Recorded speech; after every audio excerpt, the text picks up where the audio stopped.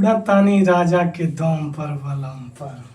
तो भैया लेके आ गए एगो ट्रेंडिंग गाना जवन एकदम नए अंदाज में भैया कहिए से ट्रेंडिंग में चलत रहा, मौका ना लग पावत रहा इनका राजा के दम देखे वाला वीडियो।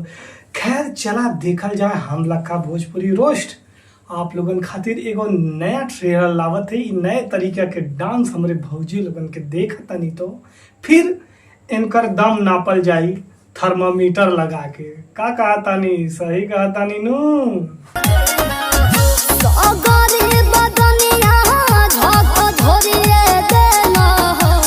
सगरी बदनिया झकझोरिए देला हो। तो ये मैडम ये कवन मतलब सगरी बदनिया तो लोगन के समझ में आवता, ये कौन झकझोरे के स्टाइल हो? हाँ साला तुक मनाओ बीचे में केला नहीं है ना तो खेला हो जाता। का भैया लगल सही कहता नी नू। हाई मैडम अगर इतना जोन है ना ताव चढ़ल बा तो केला ले ला एक दर्जन काम हो जाई। का भैया लगन सही कहता नी नू।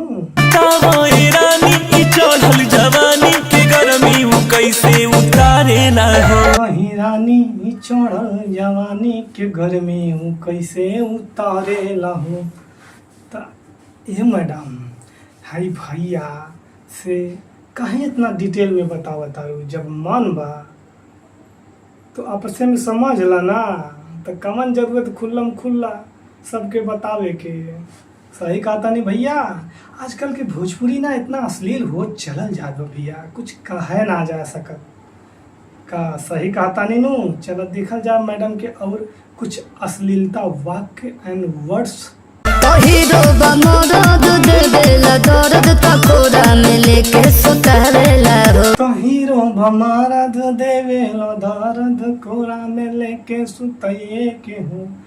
तो ये मैडम तोहर हीरो बा मरद चाहे मौगा बा मरद, ई कमन जरूरत बा बतावे के ई भैया से ई के हो तोहर कौनो पुरनका यार है का? हाँ?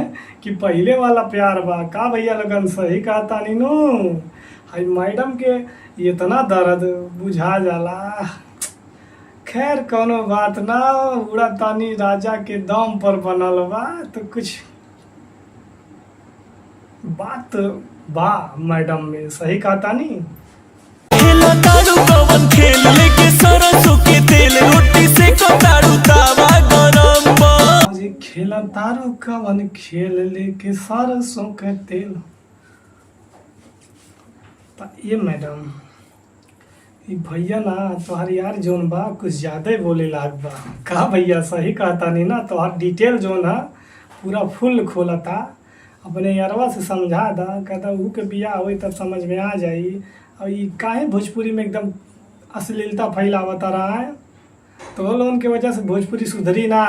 का भैया लोगन सही कहता नहीं। खैर कोनो बात ना, हम लखा भोजपुरी रोस्ट मिलत बानी लेके एगो नया गाना में नया भोजपुरी अश्लीलता के कुछ खोजतानी। और जाते जाते चैनल के सब्सक्राइब करत जा और बेल आइकन के प्रेस करत जा।